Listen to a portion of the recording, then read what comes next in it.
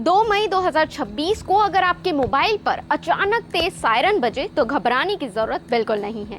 यह कोई असली खतरे की चेतावनी नहीं है, बल्कि सरकार द्वारा एक बड़े स्तर पर किया जा रहा टेस्ट है। दरअसल नेशनल डिजास्टर मैनेजमेंट अथॉरिटी और डिपार्टमेंट ऑफ टेलीकम्युनिकेशंस मिलकर एक नया मोबाइल आधारित डिजास्टर अलर्ट सिस्टम का परीक्षण कर रहे हैं। इस सिस्टम का नाम सचेत रखा गया है, जिसका मकसद आपदा के समय लोगों तक तुरंत और प्रभावी चेतावनी पहुंचाना है और देश भर के करोड़ों फोन में ये सायरन बज सकता है। इस तकनीक में सेल ब्रॉडकास्ट अलर्ट का इस्तेमाल होगा, जिससे एक ही समय में करोड़ों मोबाइल फोन पर सायरन और संदेश भेजा जा सकता है। जैसे कभी कभी क्षेत्र में भूकंप या बाढ़ आ जाए, उसकी चेतावनी मिलेगी। पहले इस सिस्टम का परीक्षण दिल्ली, एनसीआर और कुछ बड़े शहरों में हो चुका है, लेकिन अब इसे बड़े स्तर पर आजमाया जा रहा है। दूसरी ओर उत्तराखंड में भी इस तरह का एक विशेष परीक्षण किया जाएगा। वहां Uttarakhand state disaster management authority ने बताया है कि राज्य भर में मोबाइल यूजर्स को सीबीएस यानी